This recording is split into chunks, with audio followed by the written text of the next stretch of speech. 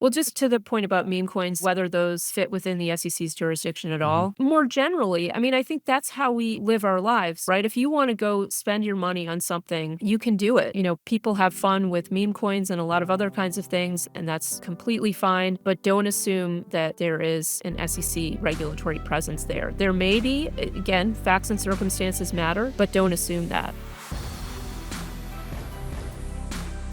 Welcome to Bankless, where we explore the frontier of internet money and internet finance. And today on Bankless, we are speaking to SEC Commissioner and head of the SEC's crypto task force, Hester Peirce. It is absolutely incredible that we are able to speak directly to someone who is in charge of an entire governmental regulatory office as it relates to our industry, and ask about the plans that they have for our regulation. This is not the same treatment that we have received in the past, and the fact that we are in direct conversation with a regulator who wants to be collaborative rather than antagonistic comes as a huge breath of fresh air. While this is Commissioner Peirce's third time on the podcast, this time is quite different with the arrival of a new administration and a new SEC chair at the helm. So let's go ahead and hear directly from one of crypto's biggest regulator right after we talk to some of these fantastic sponsors that make this show possible. In the wild west of DeFi, stability and innovation are everything, which is why you should check out FRAX Finance, the protocol revolutionizing stablecoins, DeFi, and rollups. The core of FRAX Finance is FRAX USD, which is backed by BlackRock's institutional BUIDL fund. FRAX designed FRAX USD for best-in-class yields across DeFi, T-bills, and carry trade returns all in one. Just head to frax.com, then stake it to earn some of the best yields in DeFi. Want even more? Bridge your FRAX USD over to the Fractal Layer 2 for the same yield plus Fractal points, and explore Fractal's diverse Layer 2 ecosystem with protocols like Curve, Convex, and more, all rewarding early adopters. FRAX isn't just a protocol, it's a digital nation, powered by the FXS token and governed by its global community. Acquire FXS through frax.com or your go-to DEX, stake it, and help shape FRAX Nation's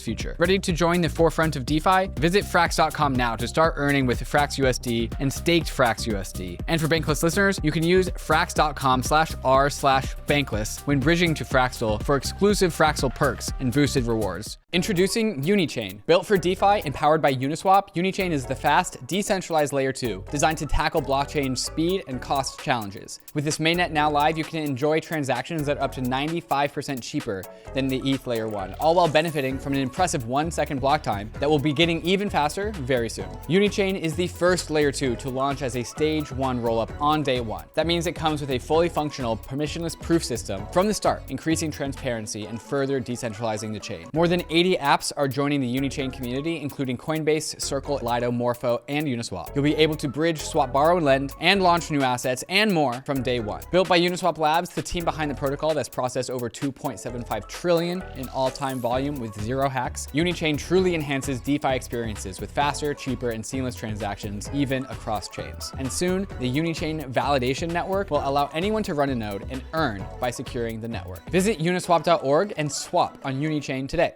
The ARBITRUM portal is your one-stop hub to entering the Ethereum ecosystem. With over 800 apps, ARBITRUM offers something for everyone.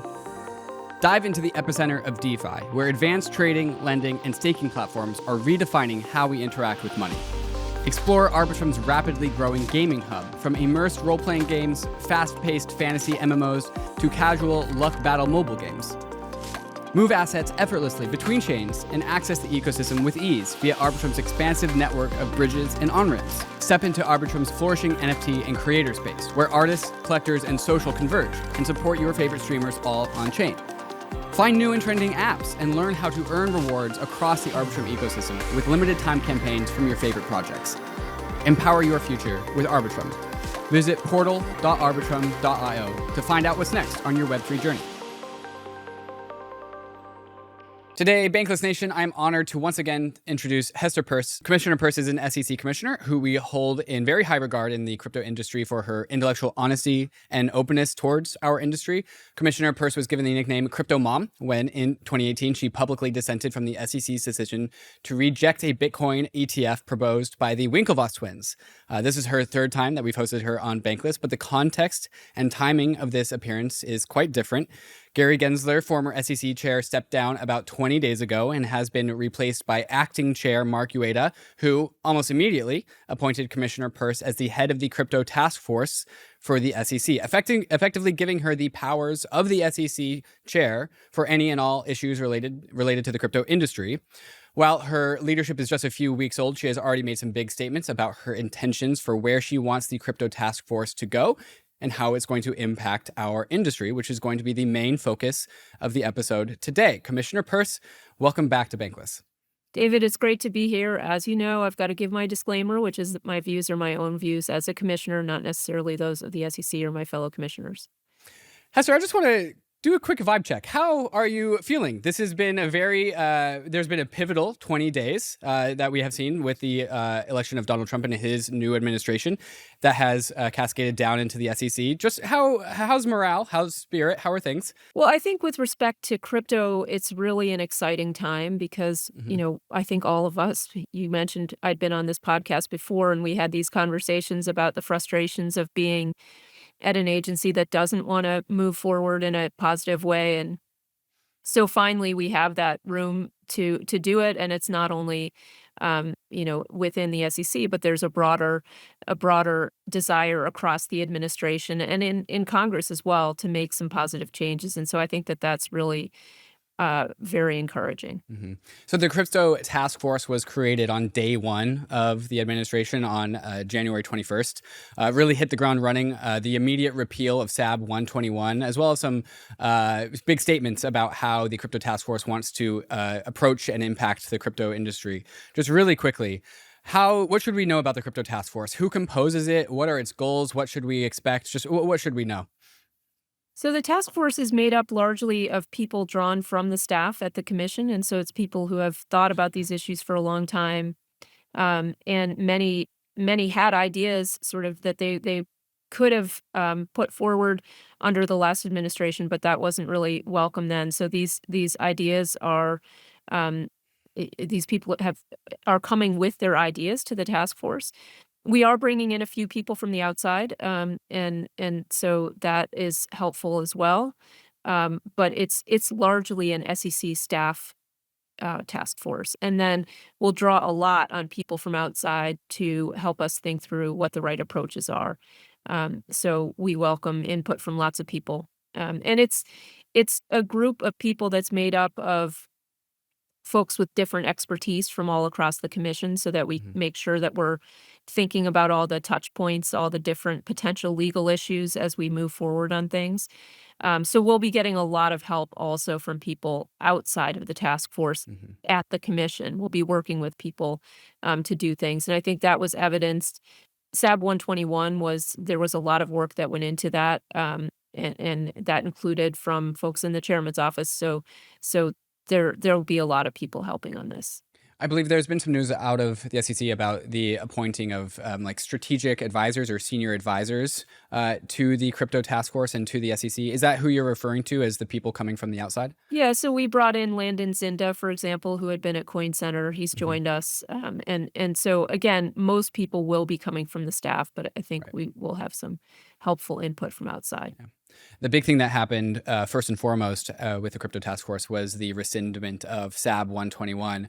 So SAB 121 is gone. And I believe I remember seeing a celebratory tweet out of you talking about announcing the rescindment of SAB 121. How do you think this takes shape next? What are you hoping is the immediate impact of this? I mean, the SAB had been a real problem for the industry because it limited the scope of people who were willing to take on the custody job because the consequences of being a custodian in this space were so severe that and again, this is not all about getting TradFi to come into crypto, but there are a lot of traditional custodians who could not operate in this space because it was simply the way we had set it up. It ended up being just too costly for them to be involved. And so I think it will open the door for more people to participate. I mean, it's a little bit of, it's ridiculous that it took as long as it did because you already had Congress telling us that they didn't like it. And so now, it took a really long time, but I think it will make it easier for people. And, I think the other piece of it that was really troubling is that a lot of this was being developed at the SAB 121 stands for Staff Accounting Bulletin. It's a staff bulletin. It came out, it had a limited scope, but was interpreted more broadly. And then there were exceptions made, but they were made through kind of a speech by the chief accountant. And I think whatever we do in this space, we need to be more transparent, have something that applies to everyone. And I think that's what rescinding SAB 121 did. It put it back to, put us back to where we would have been without it. Hester, you made a written statement on the SEC's website titled "The Journey Begins," where you discussed the formation of the Crypto Task Force and outlined some of its objectives. There are a number of things that you illuminated about the Crypto Task Force, what it's looking to do in the short and medium term as it relates to crypto entities that have issued tokens in the past, especially entities that have gone through these like great convoluted lengths to achieve some sort of like deniability about the legal status of the token that they issued. I think crypto people, crypto natives would know these as any organization that has a foundation, but also many others. You wrote, the task force is also thinking about the possibility of recommending commission action to provide temporary, prospective, and retroactive relief for coin or token offerings for which the issuing entity or some other entity willing to take responsibility provides certain specified information, keeps that information updated, and agrees not to contest the commission's jurisdiction in the event of a case of alleging fraud in connection with the purchase and sale of the asset. What I'm hearing here, Commissioner Peirce, is that organizations have a path to get what you're calling retroactive relief for a token if some entity comes forward and takes ownership over said token while also providing information like disclosures or just data about the creation and distribution or other details of that token. Can you go into more detail about like what this looks like, why this is necessary, and why you elevated this in your letter? I mean, I've talked about a safe harbor for some time, and I think really what I'm trying to get at here is that the prior approach to crypto from the SEC has been very much discouraging disclosure. And I want to flip that, right? I want to encourage people to make disclosures.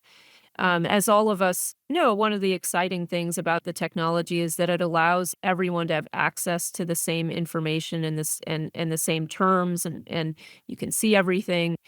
But it is true that when someone is starting a project and when someone is it's launching and building it out, and that this process may take some time, right? There are people who are more involved, and so trying to get at that information, address the information asymmetries that exist, that's really the goal. And so that's what we're trying to achieve. Again, this is still being formulated, so we welcome input, but the idea is that um, people could have comfort about putting disclosure out there because it would actually be a plus instead of a negative, and it would allow them the runway to get to a place where control was more dispersed. And so I think it also applying it retroactively would also take away some of the shadow that hangs over some of these projects in terms of where they fit. And so that's the goal. And of course, I think we have to look at the task force against the bigger backdrop, which is that Congress may put legislation out there. They may be able to pass legislation. And so we want whatever we do to be able to provide at least temporary relief. And then if Congress looks at that and wants to codify something similar, they could do that. If they want to do something different, they could do that. So this is intended to bridge that gap in time, and enable people to start really feeling, enjoying the new regulatory framework as quickly as possible. So say I'm an entity that has issued a token in the past, I have a foundation associated with my token, or I'm about to become one of these things. I'm about to issue a token.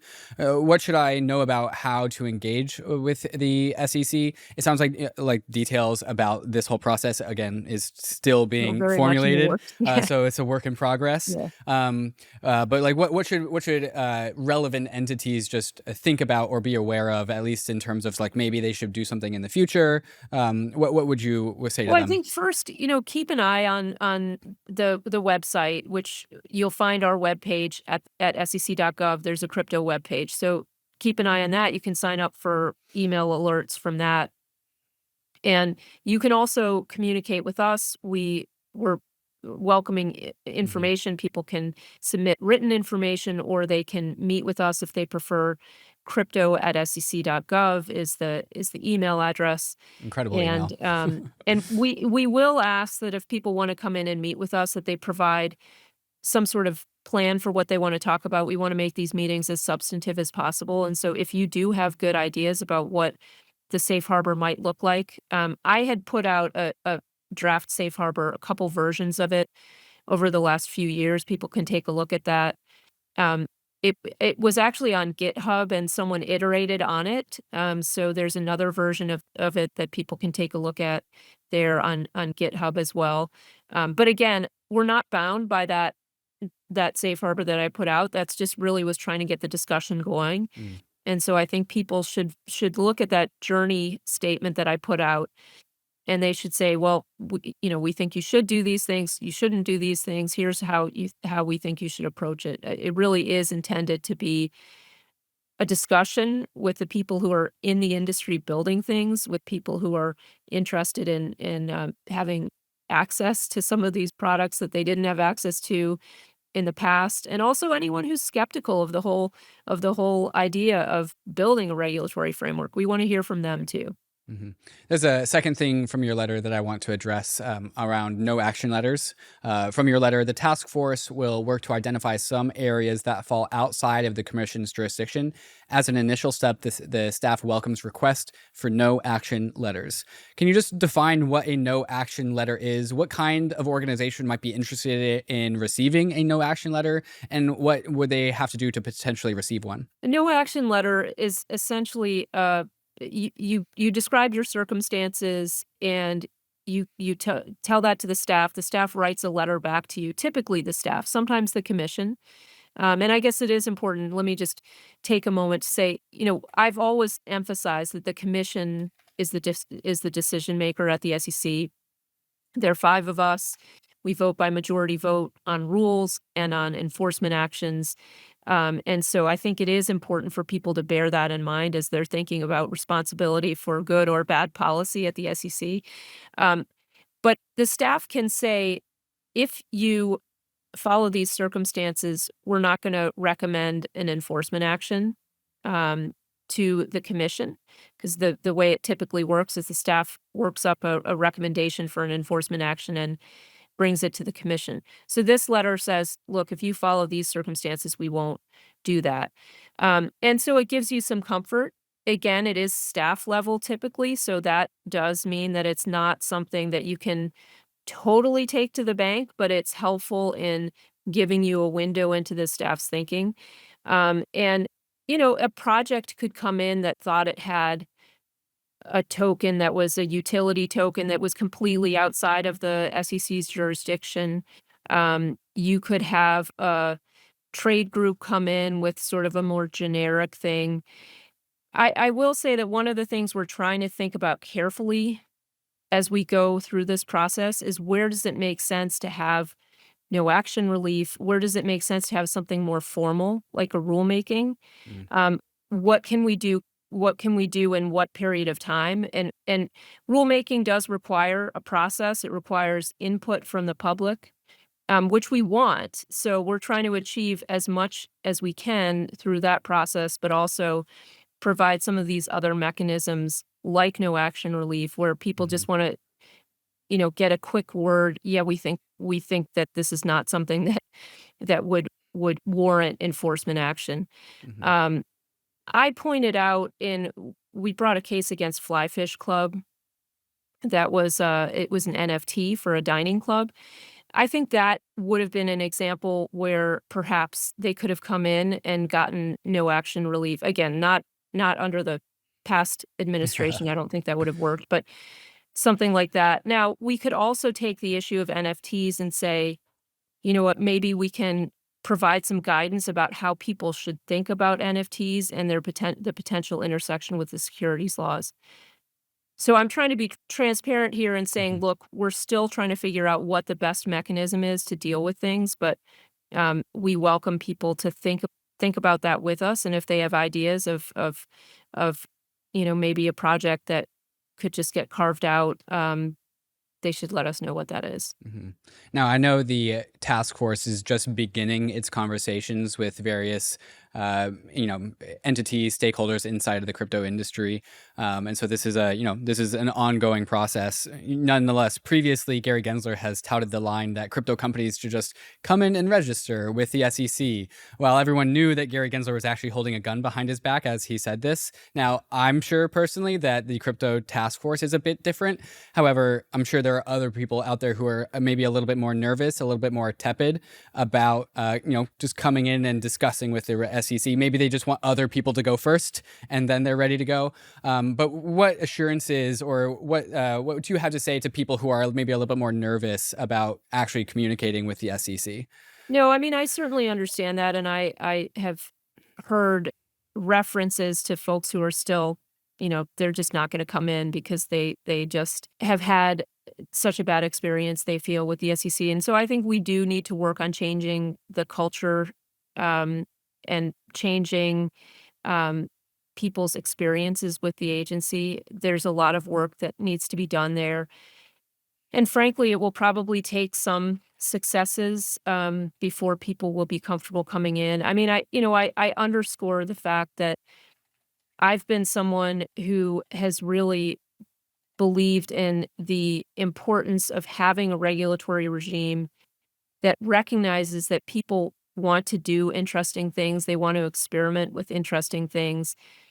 And you can't make the process so hard that the only people who can ever do anything in our space are really large financial companies that have, loads and loads of lawyers inside and outside working for them. You really have to have a system that works for people who want to come in and just say, hey, here's what I'm thinking of doing. You don't want to come in cold, not having thought about the securities law implications of what you're doing. But, I want people to be able to come in and say, here's what we're trying to do. Is there a way that we can achieve this? We're not going to give you your legal advice, but I think we can work with you and think about what approaches make sense for projects like yours. And that discussion of what people are actually trying to do in the real world will inform then what we spend our time doing. Because as you might imagine, there are a lot of different things we can spend our time doing. And if people come in and talk to us, it'll help us to set the priorities correctly. So, I mean, I know this is going to be a long process. Rebuilding a sort of healthy relationship is going to take some time, but I do urge people to come in and talk to us, and I hope that their experience will be positive. And I urge them to let me know if their experiences aren't positive. You can always contact me or the task force and let us know.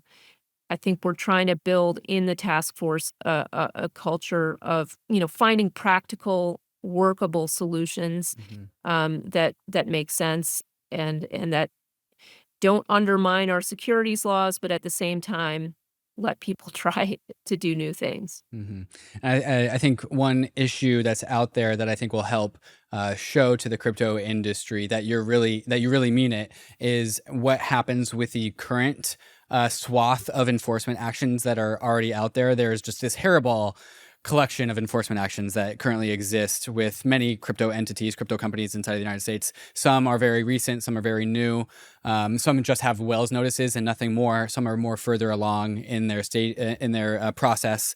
But there's just a current, charcuterie board of enforcement actions that the SEC has created in the crypto industry. What can you say about the task force intent with, I know each one is its own case and circumstances, so each one has to be dealt with its own merit. But nonetheless, there is, I'm guessing, a difference in stance, difference in disposition that the SEC will have towards these ongoing current enforcement actions towards crypto companies. Anything you can shed light on that process? I mean, there's little I can say on that front, except to say that obviously it's a complicated hairball of enforcement cases, as you describe it, that we've been left with. And we certainly are thinking about how to approach those. Each one does have to be assessed on its facts and circumstances. And so I think that's part of this is a really interesting project to be working on, but it's very difficult. in part because we did take that enforcement first approach. And when you try to make policy through enforcement actions, um, when you're trying to actually make policy, not using enforcement actions, the enforcement actions can get in the way of what you're trying to achieve. And so we're certainly sensitive to all the issues there, and we're working through them. Part of the untangling of that hairball, I think, will certainly be helped by collaboration with other entities, other agencies, mainly the CFTC, and specifically around the line between securities and commodities. Now, previously in the previous administration, we've seen more of like a land grab, I would call it, between these two entities. Like the SEC wants everything to be a security, the CFTC wants everything to be a commodity. I don't really remember these two different agencies working well together. I'm hopeful that is a different case moving forward. But what can you say about SEC and CFTC relations as it relates to the crypto industry? I mean, I'm really optimistic because one, Commissioner, now acting Chairman Pham, she's very interested in this industry, and she and I know each other. I know the other commissioners there as well.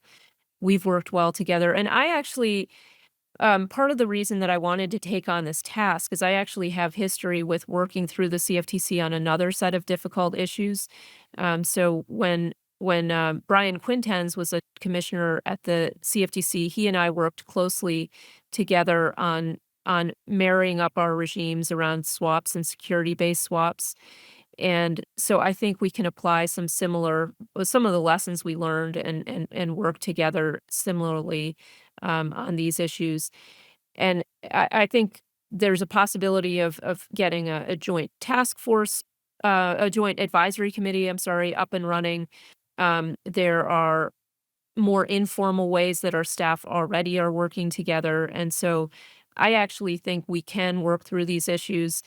At the end of the day, what I'm trying to get to is not a world where the Securities and Exchange Commission has the largest jurisdiction, but a world in which we have jurisdiction in the place where it makes the most sense, whether that's at the SEC, the CFTC, the FTC, the states, wherever we decide that jurisdiction, we meaning ultimately Congress has to make that determination, but we want to give them the best advice possible about where it makes sense for that jurisdiction to lie. So I am optimistic that we can work through this. I mean, it's difficult even in the traditional financial markets because our jurisdictions do run into each other all the time.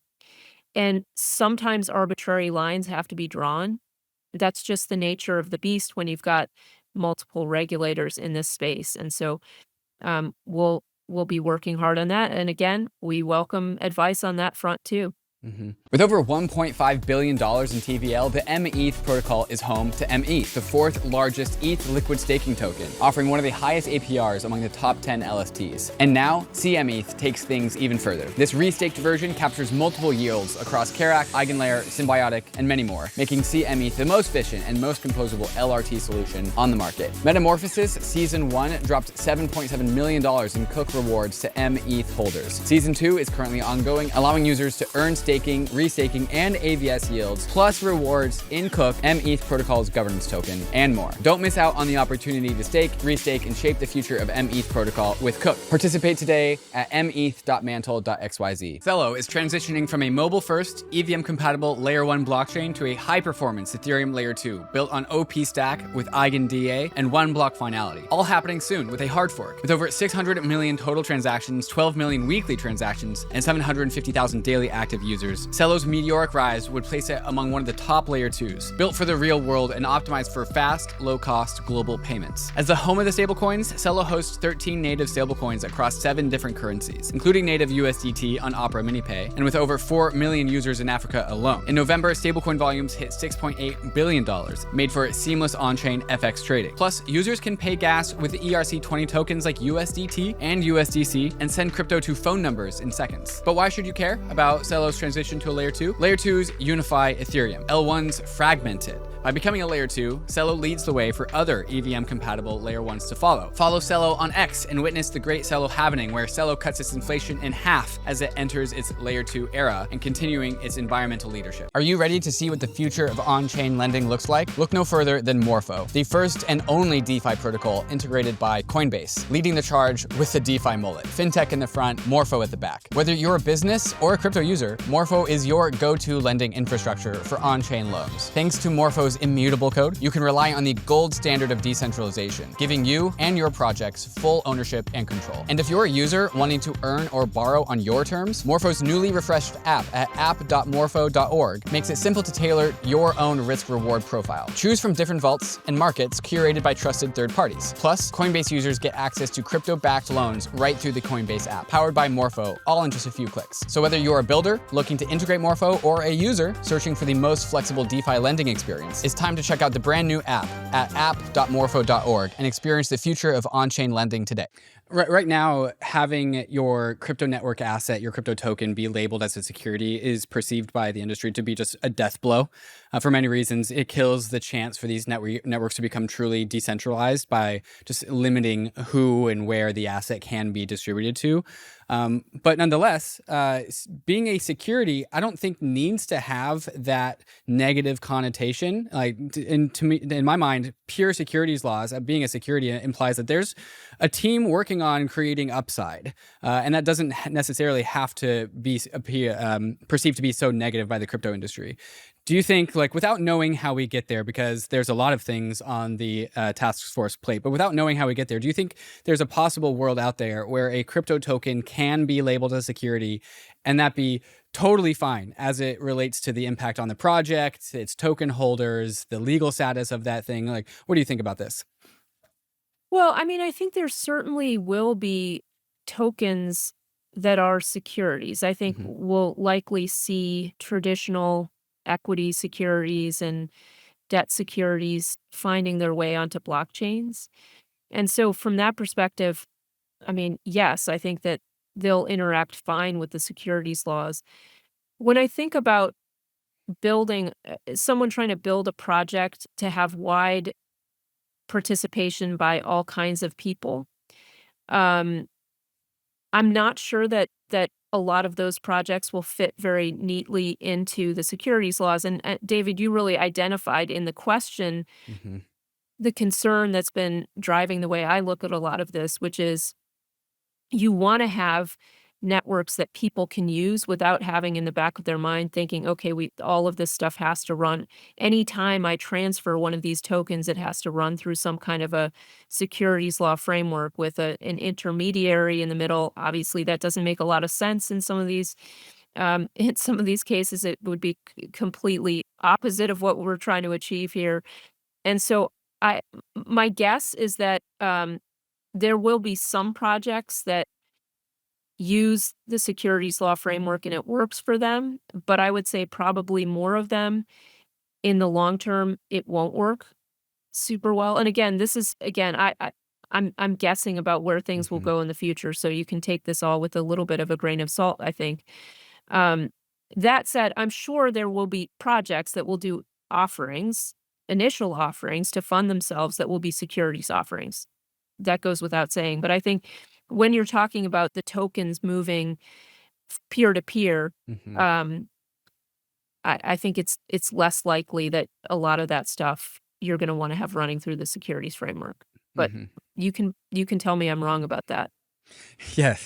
I think there's an imaginary scenario where I think there's a line that's drawn with securities laws where if something is a security, then every single beneficiary, owner, holder of said security is a KYC'd identified individual on a database somewhere. And that's the line that's drawn. If that's not the case, then usually that thing is not a security or does not want to become a security. Now, there's a potential world out there where something is given a security status but that is still a peer-to-peer transaction to unidentified holders. And that is a line that we've never crossed, I don't think ever in the world, where some asset is given the status of a security, but it's a peer-to-peer network with, anonymous, pseudo-anonymous token holders and investors. And I think maybe this ultimately goes back to the safe harbor laws that we need to be able to have experimentation on this thing.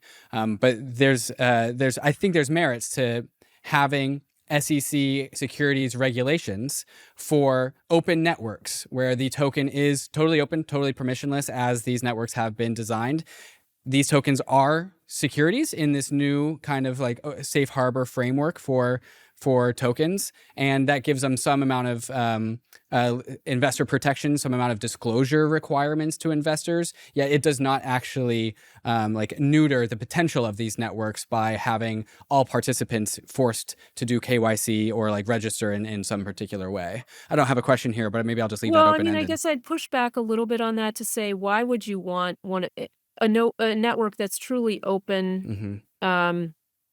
Everyone can see what's going on. I mean, granted, you need some level of technological sophistication to be able to understand that, but there are other people who are looking at the blockchain. If it's truly a public blockchain, why would you want to have a securities overlay on that? I'm not sure that you would. Now, again, you could design a blockchain with tokens that acted like equity or debt securities, and then I think you certainly want those to be in. So I don't know about that. Now, you bring up the KYC issue, and that is a part of our modern financial system. And I know there are people who are trying to develop solutions to that, technological solutions where you can basically, identify yourself without identifying yourself. And so there's interesting promise there. I will underscore that even as we're thinking proactively and positively about how we can move forward and marry what people want to build with the existing regulatory structure, I think we also should be asking questions about whether the existing regulatory structure is the way we want it to be. And I think one of the areas where I have a lot of questions certainly is how much financial privacy we have in this country, and I think we've really curtailed financial privacy. And this is a moment where maybe we should be asking some questions about whether that makes sense.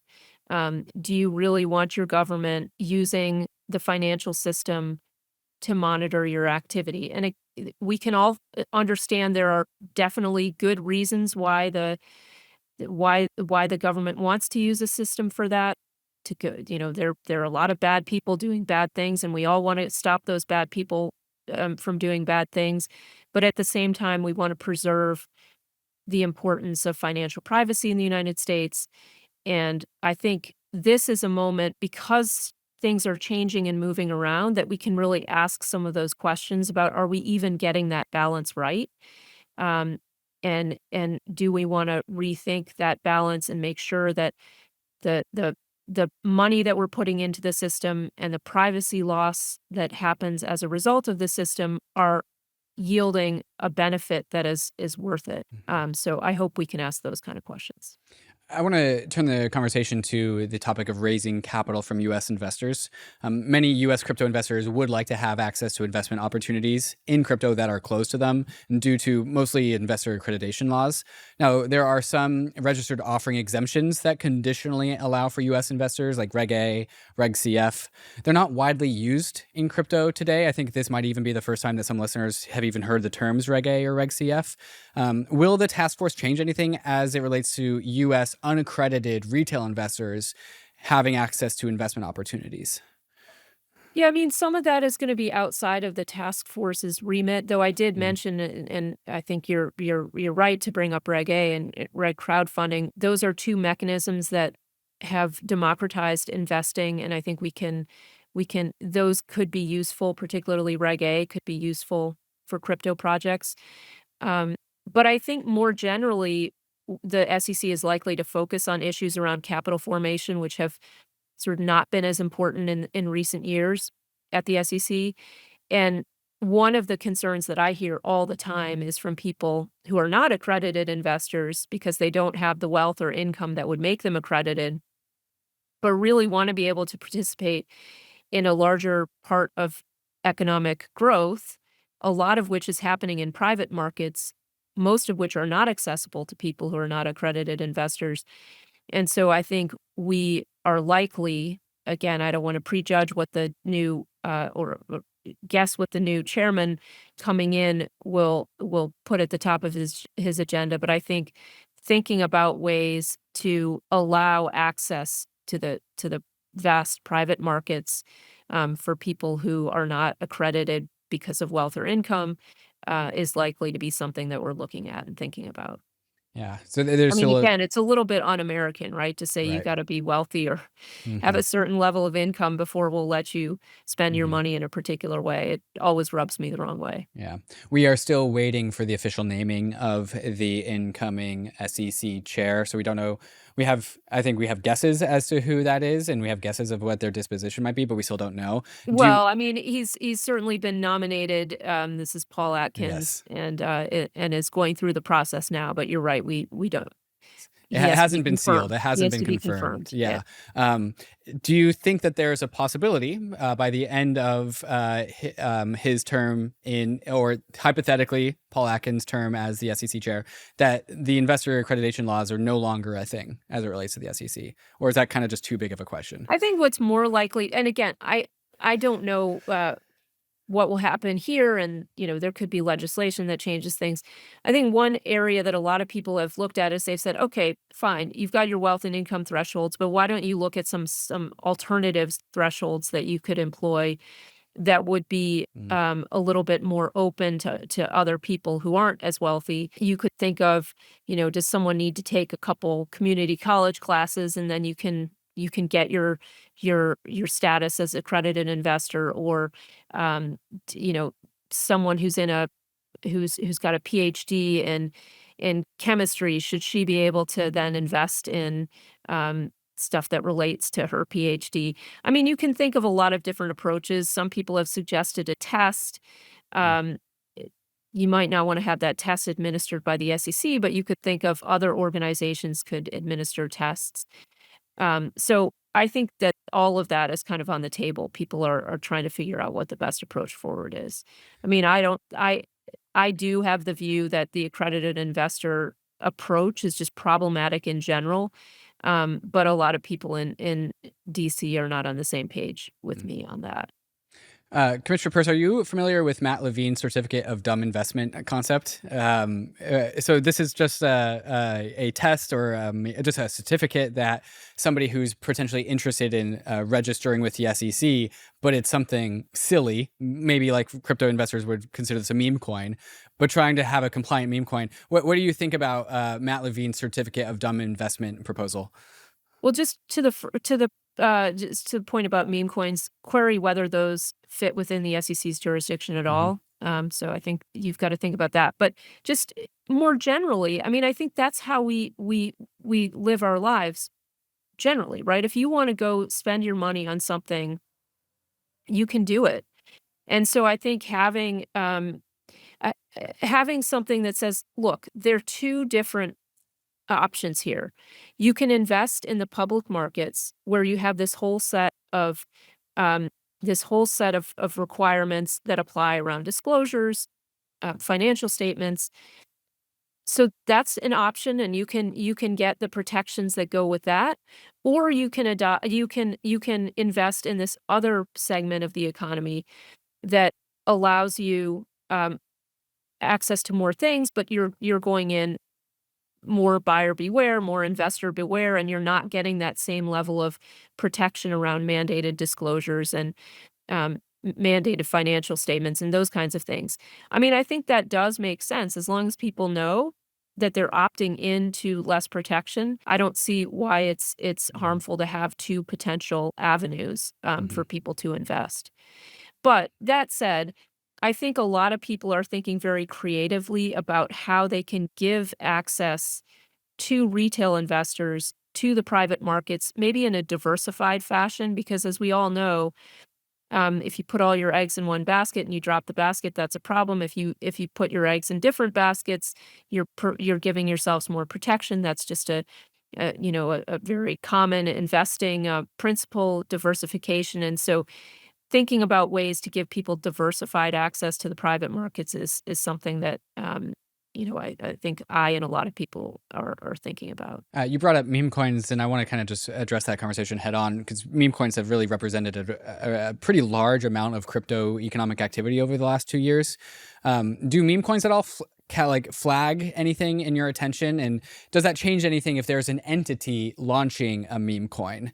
Is that different than just an end user launching a meme coin? How should parties or people launching meme coins think about these things as it relates to the SEC? Well, again, facts and circumstances matter. So I put that out there. People always have to think about facts and circumstances. The reach of the securities laws is broad.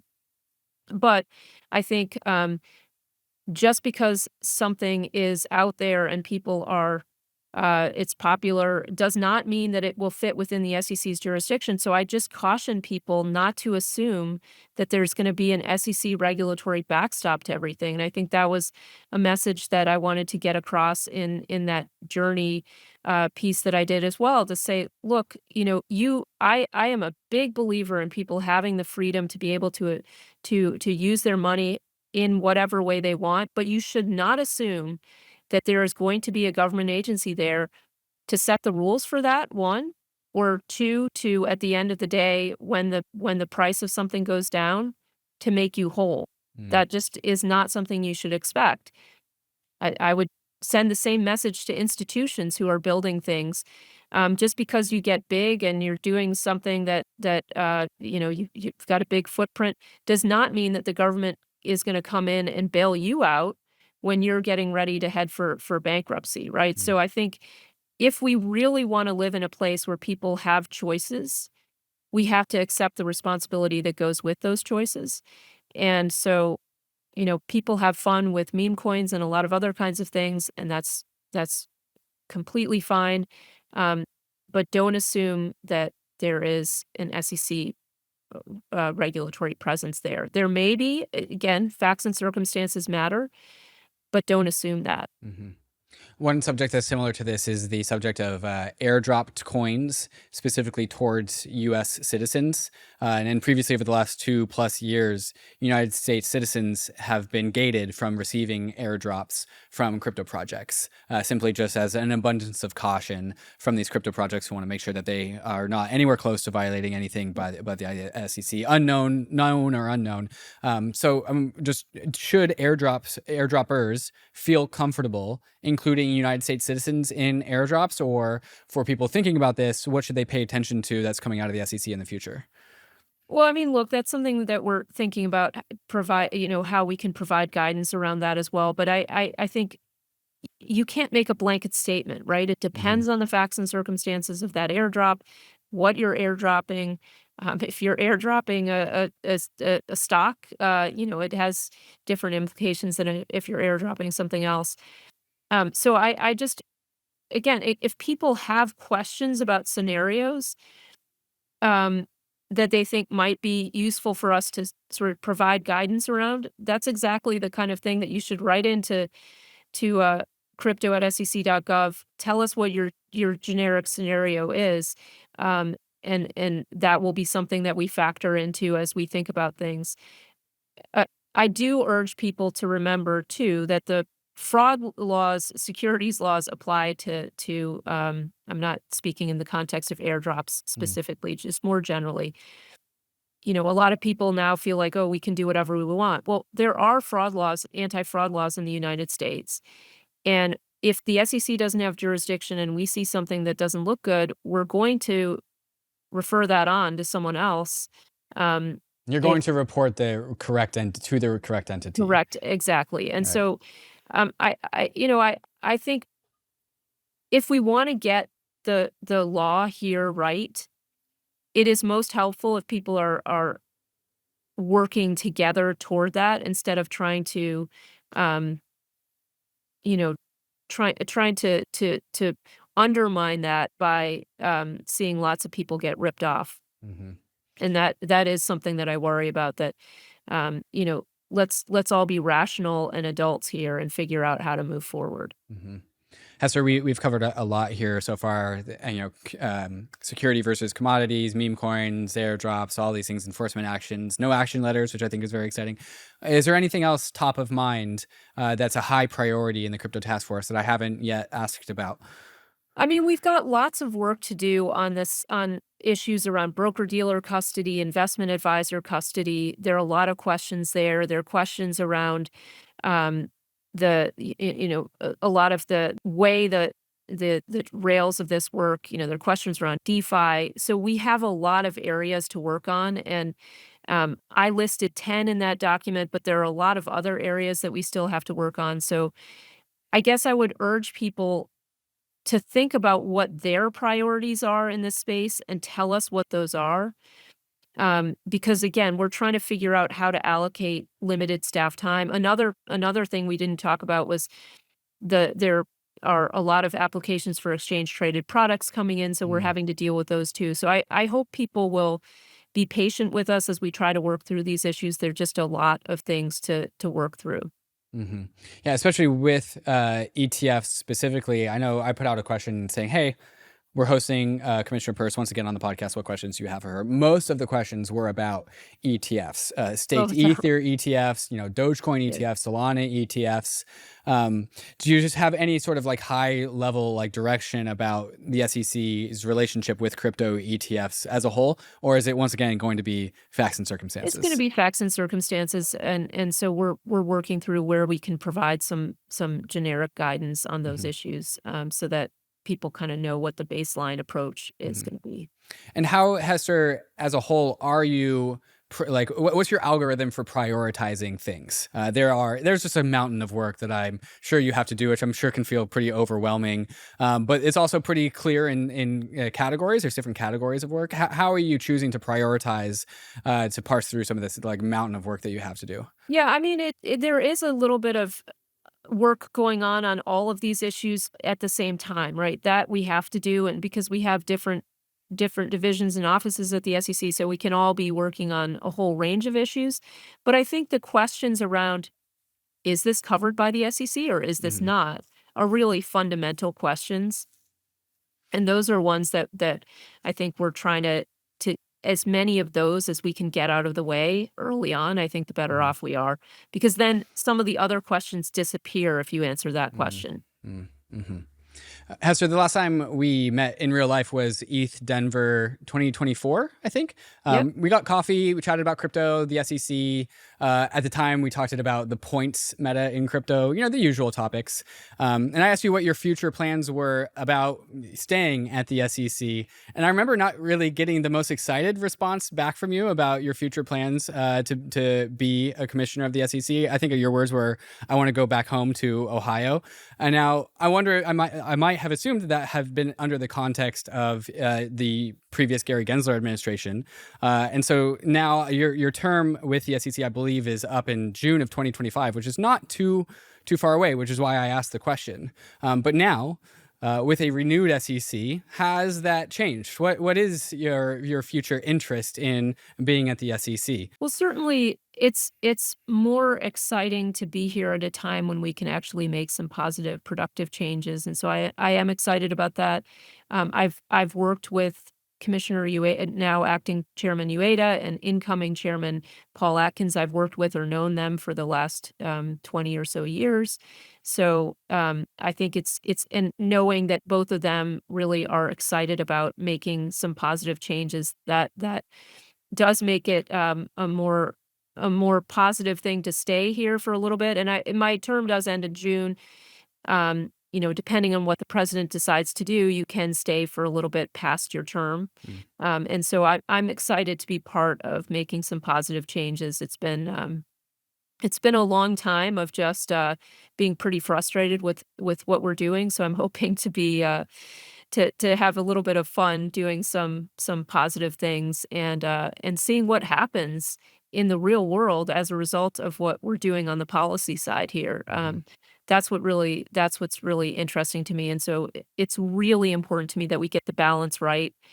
I don't want to build this just to have people getting defrauded, right? That's not the goal of this. I want this to be a moment where people can be really excited about building and trying new things, but people can also really re-embrace the notion that they have to take responsibility for what they're buying, and they have to think about the consequences of that. That's what makes a market exciting, is when the buyers are being discriminating and thinking about what kind of projects they want to be a part of, right? And so I think it's really an exciting time to watch how positive policy changes can have a positive effect on what's going on in the real world.